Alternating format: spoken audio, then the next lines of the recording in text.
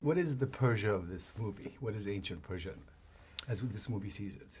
Well, I think it's complicated. It's very, Shakespearean with the drama in the palace and what goes on between brothers and the king and the one brother who's the street urchin who is basically adopted into the royal family, has no royal blood. So he's certainly the underdog in the story and somebody you really have to root for, which is what you want in a movie like this. It's on a grandiose scale, as most of your movies are. It is quite amazing. Can you tell us what it took to make it such a large picture?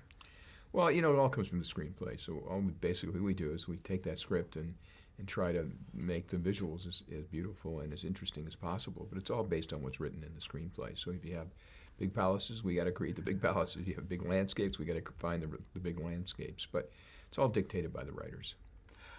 How did you come to choose Jake for the main role? Well, he's a gifted actor, and we're lucky to be able to convince him to do it.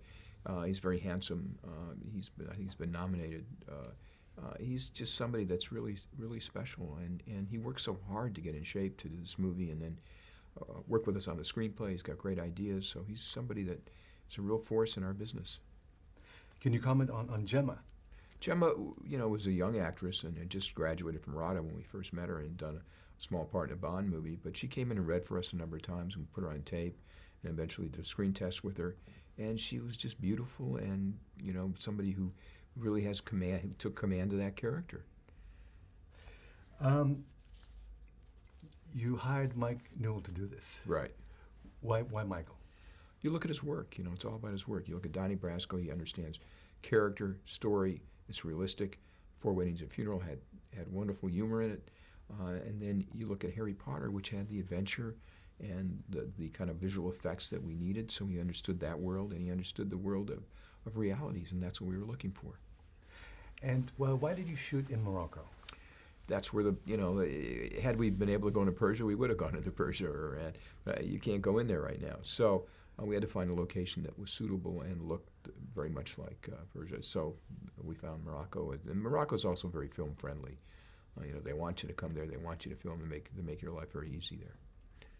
Can you tell us about the special effects? The special effects is, again, the embellishment of the story. And we worked with a lot of British companies to make it come to fruition. And working with all these gifted artists, who create and paint these wonderful, designs that we did, and then digitally make them come alive. Why did Prince of Persia lend itself so well to making to movies? Again, you start with some characters that are fun, and I found this book called The Orientalist, which had all these wonderful paintings of that period, and it gave us a great jumping off place of what the movie could look like.